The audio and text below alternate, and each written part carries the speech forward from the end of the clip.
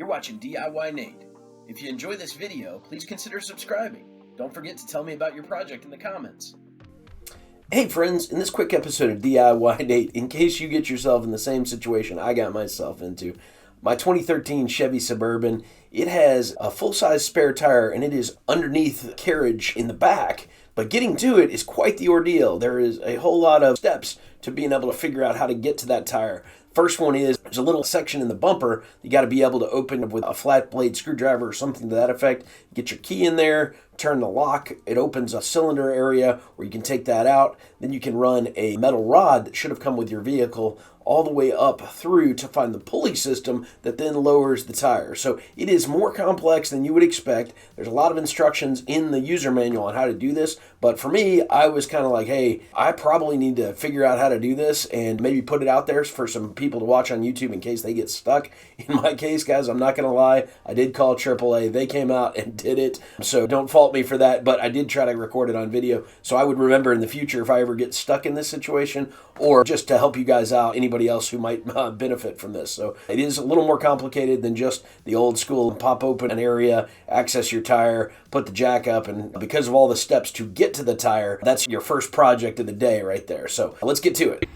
All right, so in our Chevy Suburban, up here in our wheel well, we've got a variety of tools and pieces.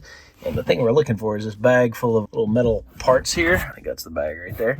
Okay, so here's the bag with the parts that I'm going to need for this wheel lowering. You're going to use this model here. Basically, over here, you can assemble these two parts and then use the little jack handle there as a spinning piece. So we're going to take these two, and when you look at it, they're actually three pieces. This piece you're not going to use. It's got this little foot on the end of it. You don't need this one, but you are going to use these two that look pretty much identical. They both got the same end to them, and we're just going to assemble them, putting them like this, and then we're going to fish it through. And we're just going to run that right up there, and this big round end is going to be our end for lowering it. So we're going to fish it right through there, and you'll make contact. There we go. You'll push it on there. Once you got that, you're going to take this little handle here, push in your rivet or bead there so that you got pretty good leverage. Get it, and you can turn it. As you're going to see in just a second, as I turn this lefty-loosey, the little metal container hoist is going to lower, and we'll see that start to drop here. You start to look at that as it comes down. So I twist this handle, it comes all the way down. In just a second here. I'm hoping I get you enough of a good view you can catch that. I want to give myself plenty of room so that I can get it and work with it with the tire in there. So I've got it close to touching the ground here. I'm going to slide this tire underneath. And I guess there's two ways I could do it. I could either have the top portion upside down or right side up. And in my case, I think, let's see, it seems like I would want the metal lip out so I don't have to crank it as far. And so I'm going to kind of roll this tire up under here. Pretty hefty hot tire. So I'm going to have some work to do. As I locate that, I'm going to crawl up under here. I'm hoping, because I've given myself enough room, that should be pretty good. And I'm just going to fish this metal little bell cow thing through there. And as I do that, it should let me roll it right back up to the top. And so, trying to get up over this little hump here. Try to get that. So, really, once you got it like this, tilt it toward the vehicle. Kettlebell thing through here. There we go.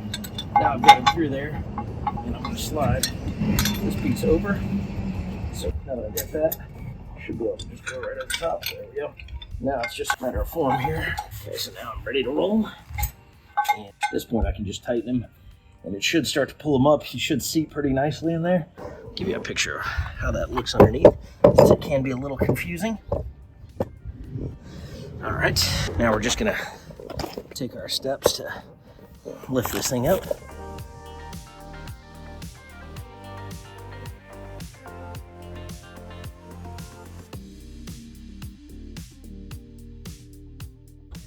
Now while I'm at it, before I go too high, I wanna make sure I'm situated on it pretty good. Yep, I'm good on there. So now I can keep going. See, righty tighty is this way. I'm just gonna watch them as I pull them on up. we go.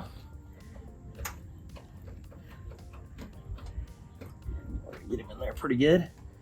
And down my tires on there. Nice. Can't move him much. I'm gonna pull that spring just a little bit tighter. There we go. Just got some good tension on there. He's not going anywhere. Don't want to over tighten him, but you get an idea what that looks like in just a second here. I think that's about as tight as I want to go. Yep, right there is good. So now we're just going to disengage this lock here, break down our pieces, push that little pin, pull them out, push this little pin down as well, and pull this part off. Don't forget to put your lock back on there. I believe there's a little ridge on the top that should get you going in there clean. We're in there, we're turning our key. Now our wheel is locked so nobody can boost our extra tire there. We'll snap this into place. Good enough though. I think we're back up and running. We'll put all our pieces back together in our little kit here. And that's how you do that. So you've been watching DIYNate. Hope you enjoyed this video. Hopefully it helped you. If you're dealing with a spare tire or a flat, I hope this was helpful. Saved you the effort of trying to figure out exactly how to do it. Maybe the video made it a little easier for you. Maybe not. But certainly for me, a lot of times these videos I film, so I remember how to do them next time, because most times I've already forgotten by the time I need to do something again. And if I record it and put it online, other people get some benefit out of it, as do I. So you've been watching DIYNate. Don't forget to like, comment, and subscribe. Have a great day.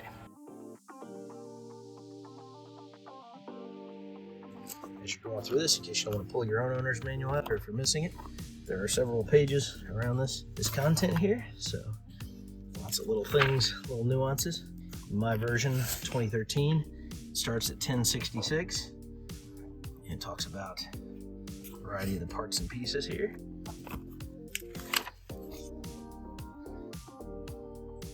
How to get the tire down, how to deal with swapping it out. I'm not doing the whole tire change. This was really just to get it to my tire guy.